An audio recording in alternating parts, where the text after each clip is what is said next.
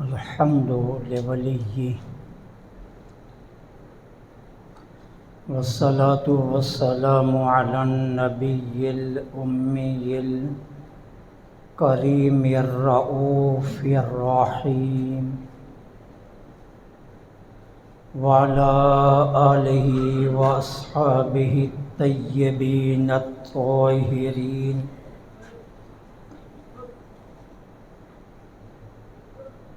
أما بعد فأعوذ بالله من الشيطان الرجيم. بسم الله الرحمن الرحيم. وما محمد إلا رسول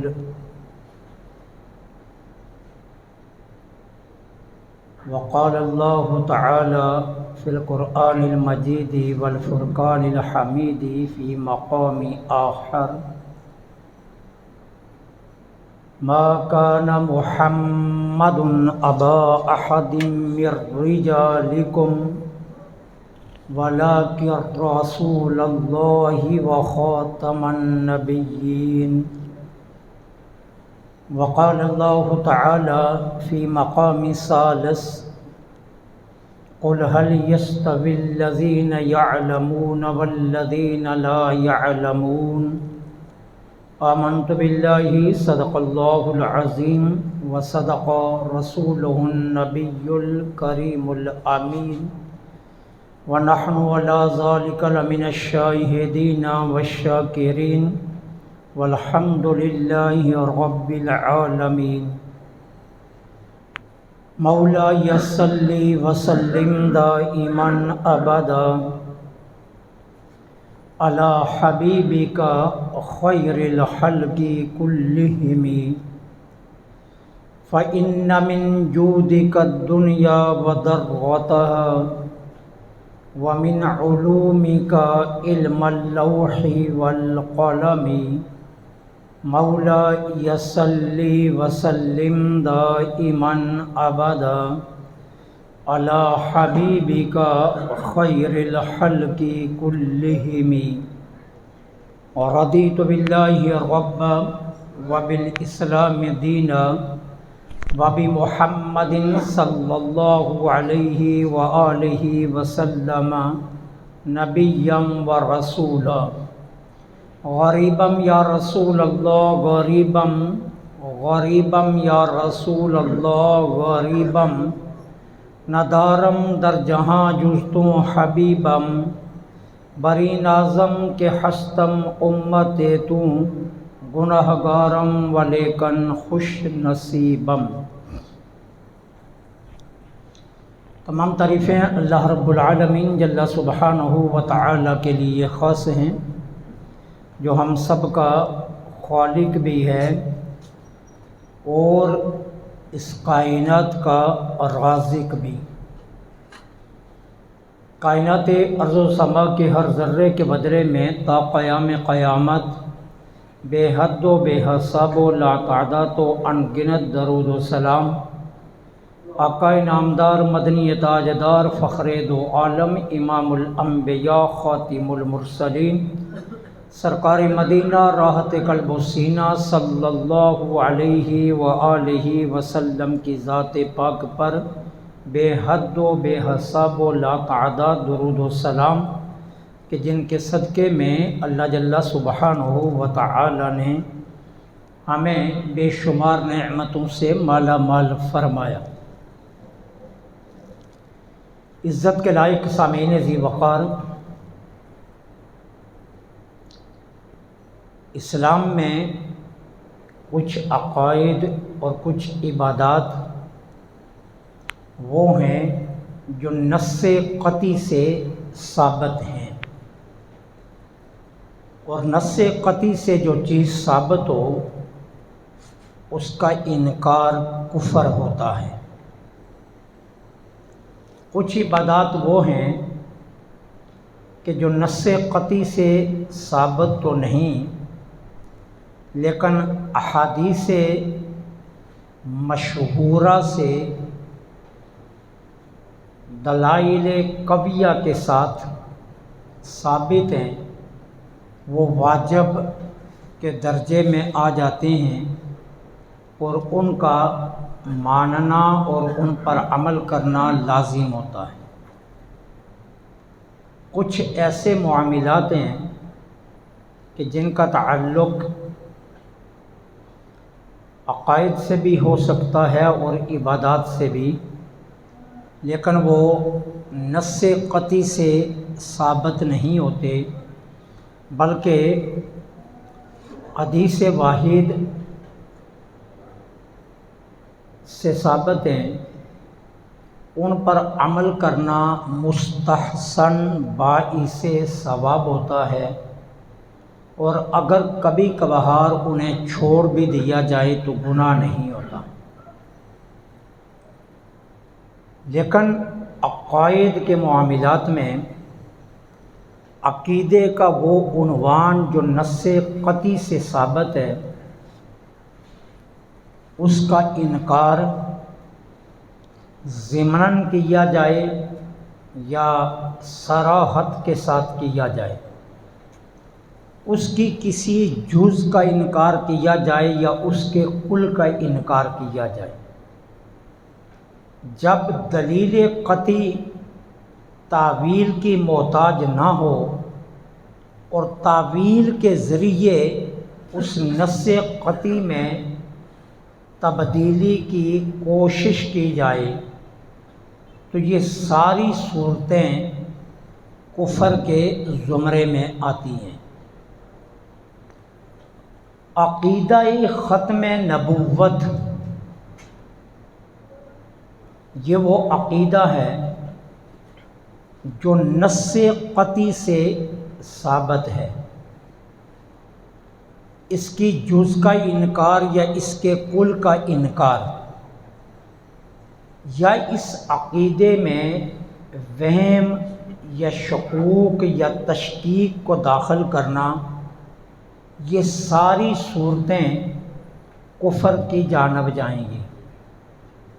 اور عقیدہ ختم نبوت کے معاملہ میں کسی وہم کا شکار ہونا یا عقیدہ ختم نبوت کے اندر تعویلات ڈھونڈنا اور ان تعویلات کے ذریعے اس عقیدے کو کمزور کرنے کی کوشش کرنا، یہ سارے عمل کفر کے زمرے میں آتے ہیں۔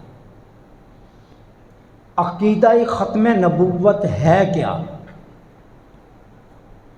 عقیدہ ختم نبوت یہ ہے، میرے اور آپ کے آقا سیدہ آمینہ کے لال حضرت عبداللہ کے لخت جگر، تمام انبیاء کے امام، شب اسریٰ کے دولہ، تاجدار مکہ، شہنشاہ مدینہ، دو عالم کے دولہ، باعث تخلیق کائنات، وجہ تخلیق کائنات، سیدنا حضرت محمد صلی اللہ علیہ وسلم اللہ کے آخری نبی ہیں، اور آپ کے بعد ذلی، بروزی، تبلیغی، تاویلی کوئی نبی کسی صورت میں نہیں ہو سکتا۔ اور یہ عقیدہ دلائل قطعیہ سے ثابت ہے۔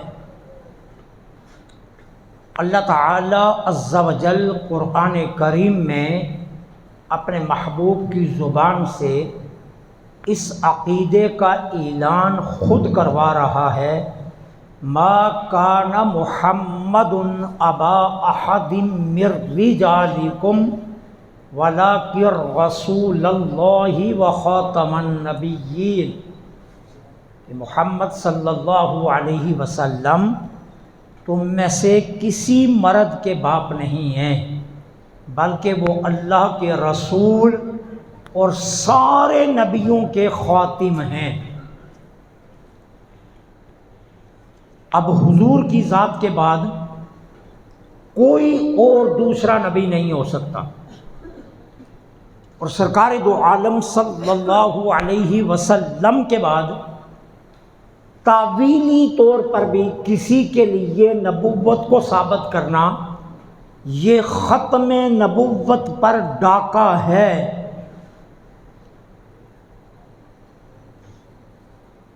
عقیدہ ختم نبوت یہ عقائد کے باب میں بنیادی عقیدہ ہے۔ اگر ایک شخص قرآن کو سچا مانتا ہے، سرکار دو عالم صلی اللہ علیہ وسلم کو سچا نبی اور رسول مانتا ہے، حضور کے لیے سفر معراج کا اقرار کرتا ہے، حضور کے تمام معجزات کو تسلیم کرتا ہے، سرکار دو عالم صلی اللہ علیہ وسلم کے علم غیب پر ایمان رکھتا ہے، حضور کی بے مثل بشریت اور لاجواب نورانیت پر بھی ایمان رکھتا ہے، سرکار دو عالم صلی اللہ علیہ وسلم کے امام الانبیاء ہونے پر بھی عقیدہ رکھتا ہے، لیکن حضور کو اللہ کا آخری نبی نہیں مانتا تو وہ مسلمان نہیں ہے۔ ساری باتوں کے تسلیم کرنے کے باوجود اگر حضور کے عقیدہ ختم نبوت پر ایمان نہیں رکھتا تو وہ مسلمان نہیں ہے۔ عقیدہ ختم نبوت یہ بنیادی عقیدہ ہے۔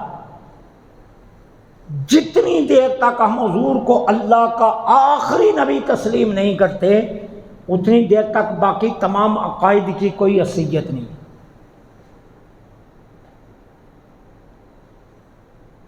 اور عقیدہ ختم نبوت کا تحفظ صحابہ نے اپنی جانیں دے کر کیا۔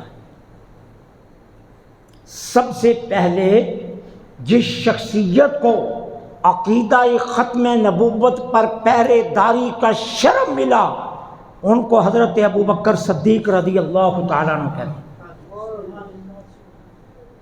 جنہوں نے مسلمہ کذاب کے خلاف جنگ لڑ کر 10,000 صحابہ کی شہادت دے کر یہ اعلان کیا کہ عقیدہ ختم نبوت وہ عقیدہ ہے جس پر صحابہ کی جانیں قربان کی جا سکتی ہیں، لیکن اس پر کمپرومائز نہیں،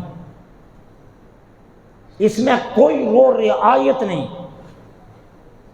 اس میں ایک ذرے کے برابر بھی ڈیل برداشت نہیں کی جا سکتی۔ 10,000 صحابہ نے اپنی جانوں کے نذرانے پیش کیے عقیدہ ختم نبوت کے تحفظ کے لیے، اور حضرت صدیق اکبر رضی اللہ تعالی عنہ نے یہ اعلان کیا تھا اگر مجھے خود تلوار اٹھانی پڑی، اگر مدینے کو خالی کرنا پڑ گیا، ابو بکر اس سے بھی گریز نہیں کرے گا، لیکن عقیدہ ختم نبوت پر ضرب نہیں آنے دے گا۔ یہ بنیادی عقیدہ۔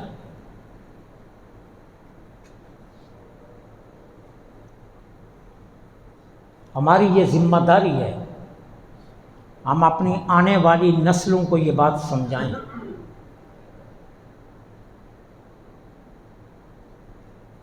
تمام انبیاء جو آئے، ہر نبی اپنی نبوت کے اختتام سے پہلے اعلان کرتا گیا تبلیغ کا جو کام ادھورا رہ گیا وہ میرے بعد آنے والا مکمل کرے گا، ارشاد کا جو پیغام ابھی کمپلیٹ نہیں ہوا میرے بعد آنے والا اسے مکمل کرے گا۔ لیکن جب سرکار علیہ الصلاۃ والسلام کی باری آئی، سرکار علیہ الصلاۃ والسلام کے تبلیغ کے بعد اللہ نے کیا اعلان کیا؟ الیوم اکملت لکم دینکم، ہم نے دین کو کامل کر دیا۔ کیوں؟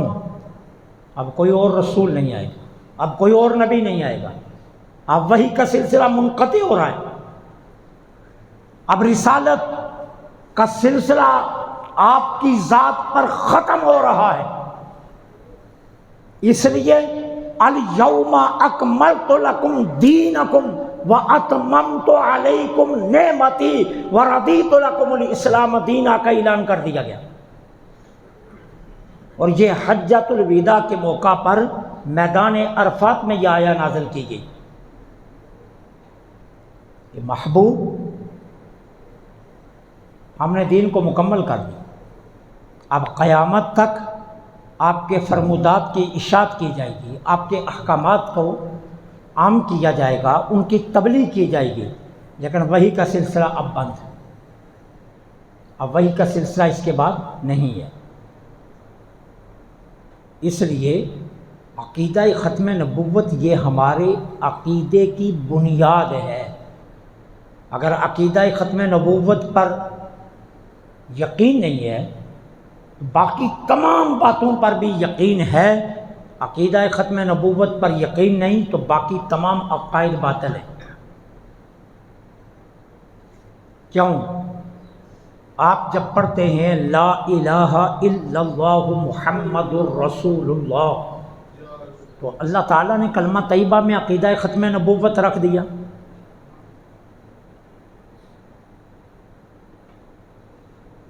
آپ ترجمہ یہ تو نہیں کریں گے آپ اللہ کے رسول تھے، ترجمہ کیا ہے؟ آپ اللہ کے رسول ہیں۔ تو جب آپ اللہ کے رسول ہیں تو پھر آپ کے ہوتے ہوئے کوئی اور رسول نہیں۔ کیوں؟ قرآن نے کہا ہے کہ اذ اخذ اللہ میثاق النبیین لما آتیتکم من کتاب وحکمہ ثم جاءکم رسول مصدق لما معکم لتؤمنن بہ ولتنصرنہ۔ اللہ نے سارے نبیوں سے یہ میثاق لیا تھا، پختہ وعدہ لیا تھا۔ اللہ نے سارے نبیوں سے حتمی وعدہ لیا تھا، تمہاری نبوت تمہاری رسالت کے درمیان میں اگر میرا محبوب تشریف لے آئے تو تم نے اپنی نبوت اور رسالت کو چھوڑ کر میرے محبوب پر ایمان لا کر ان کا امتی بن کر رہنا ہے، نبی بن کر نہیں رہنا۔ یہ قرآن کہہ رہا ہے۔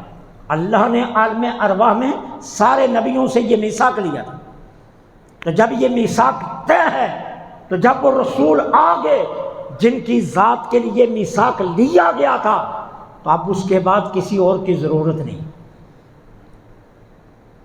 حتیٰ کہ قیامت سے پہلے حضرت عیسیٰ علیہ السلام دمشق کی جامعہ مسجد کے مینار پر نماز فجر کے لیے صفیں سیدھی ہو چکی ہوں گی، امام مہدی مصلی پر کھڑے ہوں گے، جناب عیسیٰ کا آسمان سے نزول ہوگا اور جناب عیسیٰ علیہ السلام بھی اس وقت نبی بن کر نہیں، میرے آقا کے امتی بن کر آئیں گے۔ جب ڈکلیئر نبی، جب سچا نبی، جب یقینی نبی، جب ایک سچا رسول دنیا میں آیا اور واپس اللہ نے اسے زندہ بلا لیا، اب دوبارہ اللہ اسے دنیا میں بھیجے گا، حکومت میرے آقا کی قائم ہو چکی ہے، تو سچے نبی کو بھی اپنی سچی رسالت کے اعلان کی اجازت نہیں ہوگی، اسے بھی حکم ہوگا کہ میرے محبوب کا امتی بن کر رہے۔ جب سچے رسول کو اجازت نہیں ہے تو جھوٹے کو کیسے اجازت دی جا سکتی ہے؟ جب سچے کو اجازت نہیں ہے اپنی رسالت کا اعلان کرنے کی تو جھوٹے کو کیسے اجازت دی جا سکتی ہے؟ اس لیے عقیدہ ختم نبوت یہ یقینی حتمی قطعی عقیدہ ہے، اور قرآن کریم کی 20 آیات اس پر دلیل ہیں کہ حضور کی ختم نبوت پر اگر یقین نہیں تو باقی تمام عقائد کی کوئی حیثیت نہیں ہے۔ یہ بنیادی عقیدہ ہے۔ بحمدہ تعالی حضرت ابوبکر صدیق رضی اللہ تعالی عنہ جس مشن کا آغاز کیا تھا اہل سنت و جماعت کو یہ اعزاز ہے، ہر دور میں اس عقیدے پر اہل سنت نے پہرا دیا، ہر دور میں اس کا تحفظ کیا ہے، ہر دور میں اس پر اپنی جانیں قربان کی ہیں، اور عقیدہ ختم نبوت پر آنچ نہیں آنے دی۔ اہل سنت کی تاریخ اتنی لمبی ہے، حضرت ابوبکر صدیق سے لے کر غازی علم الدین شہید تک، اور غازی علم الدین شہید سے لے کر ممتاز قادری شہید رحمت اللہ علیہ تک، ہر دور میں اہل سنت نے اس عقیدے کا تحفظ کیا۔ ہمارے علماء نے ناموس رسالت پر، عقیدہ ختم نبوت پر، عظمت رسالت پر جتنا کام کیا کوئی اور نہیں کر سکا۔ ابھی صرف 100 سال گزرا ہے، 10,000 سال بھی گزر جائیں تو بریلی کے تاجدار کی مثال کوئی پیش نہیں کر سکتا۔ بریلی کے تاجدار نے عظمت رسول پر، عصمت رسول پر، عقیدہ ختم نبوت پر وہ کام کیا کہ جو کسی کے ہاں آپ کو نہیں مل سکے۔ کسی نے کہا اگر کوئی اور نبی آ بھی جائے تو حضور کی ختم نبوت میں فرق نہیں پڑتا۔ بریلی کا تاجدار وہاں بھی کھڑا ہو گیا اور ڈٹ کر اس کا جواب دیا۔ امام احمد رضا نے ہر اس بات کے سامنے پل باندھا جہاں سے رسالت کے عظمت، عصمت یا عقیدہ ختم نبوت پر نقب زنی کی جا سکتی تھی۔ اللہ نے انہیں ان صلاحیتوں سے نواز کر دنیا میں بھیجا تھا جن کے متعلق عام شخص تصور بھی نہیں کر سکتا۔ 4 برس کی عمر میں قرآن کریم پڑھ لیا، 6 برس کی عمر تھی جب ہزاروں کے مجمع میں کھڑے ہو کر میلاد النبی کے عنوان پر 2 گھنٹے تقریر کی۔ 6 سال کی عمر میں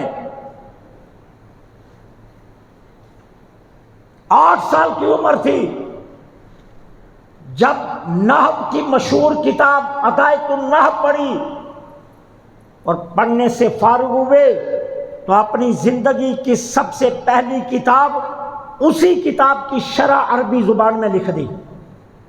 8 سال کی عمر میں پہلی کتاب عربی زبان میں لکھ دی۔ 14 سال کی عمر تھی جب تمام علوم سے فارغ ہو گئے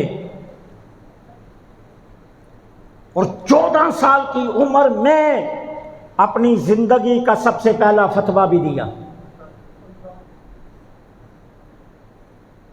اور پھر مرتے دم تک میدان میں رہے، ایک لمحے کے لیے بھی میدان سے غائب نہیں ہوئے۔ تقدیس خداوندی کی بات ہو یا عظمت رسالت کی بات ہو، احمد رضا سے زیادہ محافظ آپ کو کوئی نظر نہیں آئی۔ میں نے کئی مرتبہ مثالیں دی، میں باقی تمام مثالوں کو ایک طرف رکھتا ہوں۔ اعلیٰ حضرت کا قرآن کا ترجمہ یہ وہ اللہ کا عظیم تحفہ ہے جو اعلیٰ حضرت نے اس امت کو دیا۔ لوگوں نے ان اللہ علی کل شیء قدیر کہ عنوان پر جو تراجم کیے وہ بھی آپ کے سامنے ہے، اور جو امام احمد رضا نے کیا وہ بھی آپ کے سامنے۔ 22 سال کے نوجوان تھے، مولانا عبد القادر بدایونی رحمت اللہ علیہ کے کہنے پر آپ کے والد ماجد وقت کے بہت بڑے عالم محدث مولانا نقی علی خان رحمۃ اللہ علیہ آپ کو لے کر حضرت سید آل رسول شاہ میروی رحمۃ اللہ علیہ کے پاس بیعت کے لیے لے گئے۔ یہ وہ آستانہ تھا سرزمین ہندوستان پر جس کے اصول سخت ترین تھے، جہاں آنے والوں کو سخت ترین مجاہدات سے گزارا جاتا تھا۔ وہ ریاستیں کروائی جاتی تھی کہ جن کا انسان سوچ بھی نہیں سکتا۔ جب مولانا نقی علی خان نے 22 سال کے نوجوان کو شاہ آل رسول مہروی رحمۃ اللہ علیہ کی خدمت میں پیش کیا، صرف آپ نے بیعت ہی نہ کیا، بیعت کرتے ہی خلافت بھی دے دی۔ آپ کے پوتے شاہ ابو الحسنین حاضر ہوئے۔ دادا جان، ہماری خانقاہ کا یہ اصول نہیں ہے، یہاں تو کئی برس ریاستیں کروائی جاتی ہیں، یہاں تو مجاہدے کروائے جاتے ہیں، آج تک ہماری خانقاہ میں ایسا کبھی نہیں ہوا، یہ خانقاہ کا اصول بدلا کیوں ہے؟ شیخ کے الفاظ سننا، فرمایا بیٹے لوگ میلے کچیلے دل لے کر میرے پاس آتے ہیں، میں ان کو بیعت کرتا ہوں، پھر ریاستوں میں ڈالتا ہوں، مجاہدات میں ڈالتا ہوں، ان کے دلوں کی طہارت کرتا ہوں، انہیں مصفا کرتا ہوں، منقع کرتا ہوں، پھر پاک کر کے پھر انہیں بیچتا ہوں مشیت کے لائق بنا کر۔ لیکن احمد رضا اس کی ذات کا نام ہے جو پاکیزہ دل لے کر میرے پاس آیا۔ احمد رضا کا دل تو پہلے سے صاف ستھرا تھا، پہلے سے پاک تھا، صرف نسبت قائم کرنی تھی، اور بیعت کے ذریعے نسبت قائم کر کے میں نے اس کو مشیت کے قابل سمجھا اور میں نے دے دی۔ اور یہ بات اتنی بڑی نہیں ہے، جو شاہ آل رسول مہروی رحمت اللہ علیہ کی اگلی بات جو اس سے بڑی ہے، فرمایا پوتے ایک اور بات سن، آج تک میرے لاکھوں مرید ہیں، لیکن میں اپنی آخرت کے متعلق فکر مند رہتا ہوں کہ پتہ نہیں آخرت میں میرے ساتھ کیا ہوگا۔ اللہ نے پوچھ لیا ہزاروں لاکھوں مریدوں کے شیخ کیا لے کر آیا ہماری بارگاہ میں، فرمایا آج میں سرخرو ہو گیا ہوں، آج سے مجھے آخرت کی کوئی فکر نہیں، اگر رب نے پوچھا کیا لایا تو میں کہہ دوں گا احمد رضا لایا ہوں۔ یہ شیخ کہہ رہا ہے، شیخ اپنے مرید کے متعلق، کہ آج کے بعد مجھے اپنی آخرت کی کوئی فکر نہیں، اگر رب نے پوچھا شاہ آل رسول کیا لایا تو میں کہہ دوں گا میں احمد رضا لایا ہوں۔ امام اہل سنت مجدد دین و ملت مولانا شاہ احمد رضا کا سب سے بڑا کمال کیا ہے؟ شریعت مطہرہ کی پابندی۔ اور شریعت مطہرہ کی پابندی نے اعلیٰ حضرت کو اتنا بڑا عاشق رسول بنا دیا تھا، اتنا بڑا عاشق رسول بنا دیا تھا، اتنا بڑا صوفی بنا دیا تھا، اتنا بڑا صاحب تصوف بنا دیا تھا کہ آج تک تاریخ ان کی مثال پیش نہیں کر سکی۔ لوگ بادشاہوں کے دروازوں کی طرف بھاگتے ہیں، مسٹر گاندھی بریلی آیا، اس نے کہا میں احمد رضا سے ملنا چاہتا ہوں، اعلیٰ حضرت تک یہ خبر پہنچی کہ گاندھی آپ سے ملنا چاہتا ہے، آپ نے فرمایا میں نے اس سے نہیں ملنا۔ قریب کے جو رفقا تھے، خانقاہ پر رہنے والے جو لوگ تھے، انہوں نے عرض کیا حضور اگر آپ مل لیں تو اچھا ہوگا۔ فرمایا ملاقات کے دو مقصد ہو سکتے ہیں، ایک مقصد یہ مجھ سے دین کی باتیں کرے گا تو یہ تو میرے دین کو جانتا نہیں، یہ مجھ سے دین کی باتیں کیا کرے گا، یہ مجھ سے دین کی باتیں کیا کرے گا، اب دین کی بات تو ہو نہیں سکتی۔ اب دوسری بات کیا ہے، یہ مجھ سے دنیا داری کی باتیں کرے گا، اور مجھے ضرورت کیا ہے کہ اپنا وقت دنیا داری کی باتوں میں ضائع کروں، اس لیے میں نہیں ملنا چاہتا۔ مسٹر گاندھی کو بتایا گیا احمد رضا آپ سے ملنا نہیں چاہتے. گاندھی نے کہا پورے ہندوستان میں اگر کوئی باغیرت عالم دین ہے تو وہ احمد رضا ہے، کہ جس کی غیرت میں نے دیکھی ہے وہ احمد رضا کے علاوہ کوئی اور نہیں. بڑے بڑے لوگوں نے گاندھی کو بلا کر اپنی سٹیجوں پر بٹھایا، لیکن اعلیٰ حضرت نے نہیں. عشق رسول کے اس مقام پر فائز رہے. آج 100 سال گزر چکا ہے. 1856 میں آپ کی پیدائش ہے، 14 جون 1856 میں آپ کی پیدائش ہے. 28 اکتوبر 24 صفر المظفر 1921 میں آپ کا وصال ہے. 65 برس حیات طیبہ پائی ہے.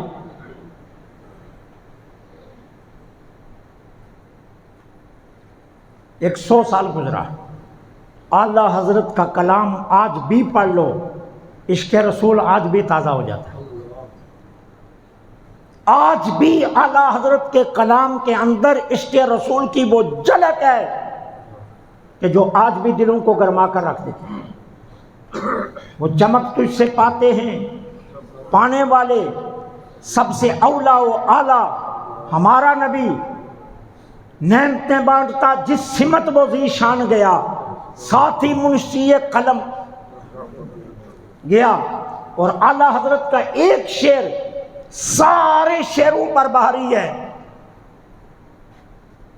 انہیں جانا انہیں مانا انہیں سے رکھا کام، انہیں جانا انہیں مانا انہیں سے رکھا کام، للہ الحمد میں دنیا سے مسلمان گیا.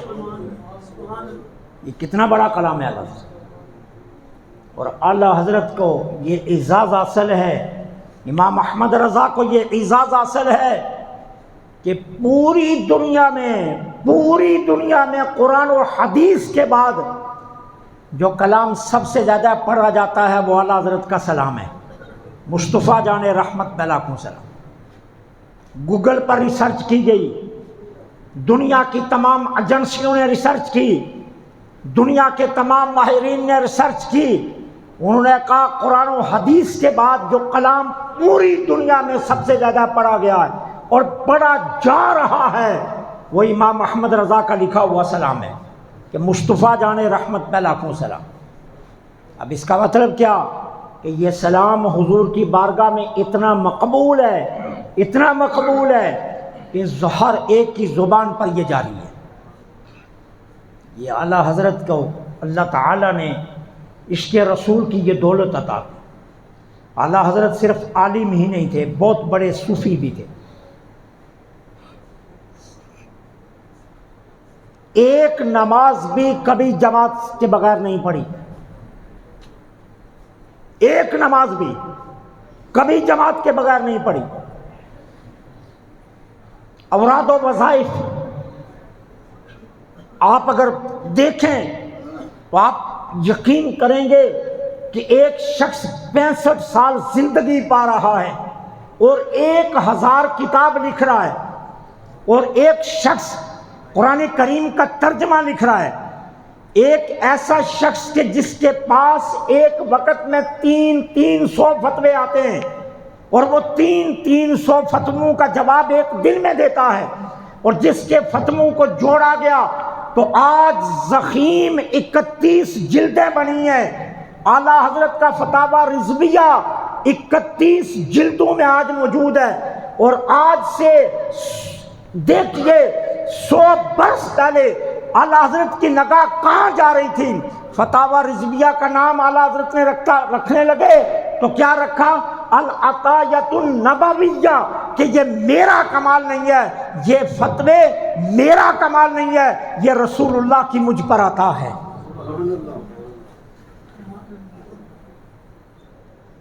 امام احمد رضا بہت بڑے عاشق تھے، لیکن ان کا سب سے بڑا کمال کیا تھا؟ انہوں نے گستاخوں کے سامنے دیوار باندھی، انہوں نے بے ادبوں کے سامنے سیسا پلائی کی طرح کھڑے ہوئے ناموس رسالت کا تحفظ کیا. عصمت مصطفیٰ کا تحفظ کیا اور عقیدہ ختم نبوت کا تحفظ کیا. یہ اہل سنت کو کمال حاصل ہے. قربانیاں ہمارے آباء و اجداد نے دی ہیں بہت. عقیدہ ختم نبوت اور انگریز سے جہاد کے معاملہ پر علامہ فضل حق خیر آبادی نے کالے پانی کی سزا جی لی ہے. آپ اپنے اسلاف کو جانتے نہیں ہیں کہ آپ کے اسلاف نے اس عقیدے پر کتنے مضبوط کام کیے ہیں. امام اشاہ احمد نورانی رحمت اللہ علیہ اس شخصیت کا نام ہے جس کو گورنری کی پیشکش ہوئی، جس کو پاکستان کے صدر بننے کی پیشکش ہوئی، جس کو بڑی بڑی پیشکشیں ہوئی، جس کے گھر رات کو گاڑیاں بھر کر پیسوں کی لائی گئی کہ کل اسمبلی کے فلور پر عقیدہ ختم نبوت کا تحفظ نہ کیا جائے.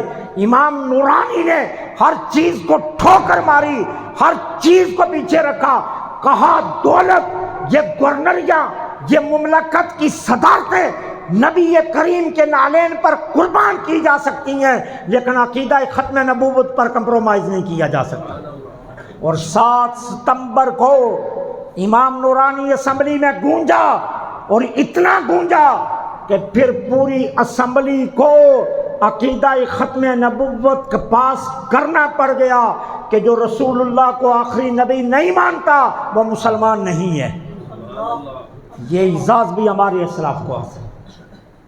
اسمبلی کے فلور پر یہ کام کرنے والے یہ ہمارے اسلاف ہیں.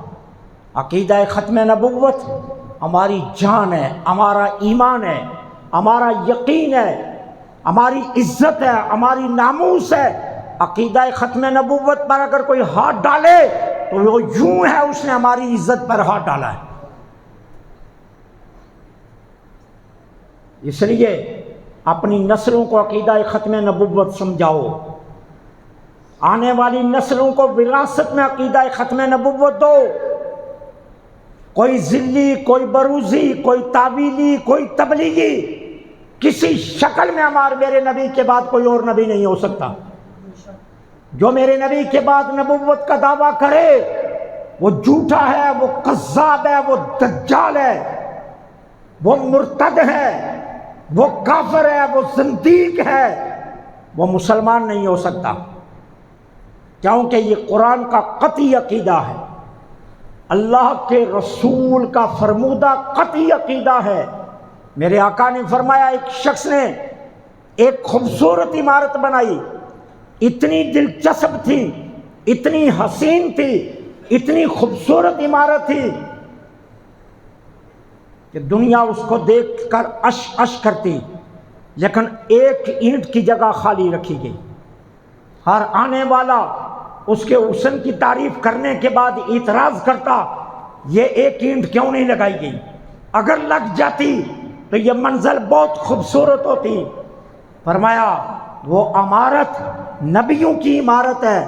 اللہ نے آدم سے لے کر عیسیٰ تک بڑے عظیم نبی سجائے، لیکن عمارت میں وہ جوبر نہیں آیا. ایک جگہ خالی تھی تکمیل عمارت کے لیے.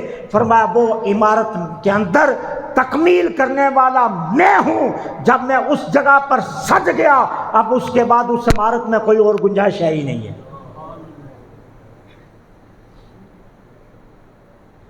عقیدہ ختم نبوت یہ ہماری جان بھی ہے اور ہمارا ایمان بھی ہے. ویل چیئر کے بابے نے ڈنڈے یوں نہیں کھائے، خادم حسین رضوی نے یوں صحبتیں نہیں جی لی. کیوں؟ وہ عقیدہ ختم نبوت کے لیے نکلے.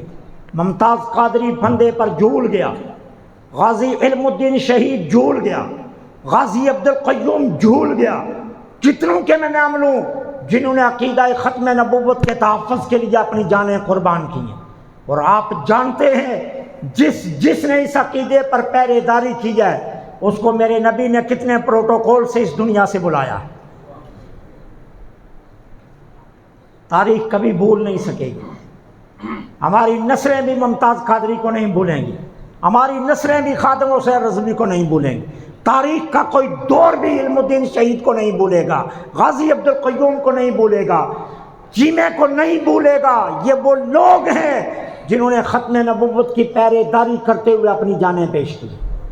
تو عقیدہ ختم نبوت یہ قطعی بھی ہے، یہ حتمی بھی ہے، یہ یقینی بھی ہے، اور یہ قرآن و حدیث کا مسلمہ عقیدہ بھی ہے، ہمارے ایمان بھی ہے، ہماری جان بھی ہے، ہماری عزت بھی ہے، اور ہماری اساس بھی ہے۔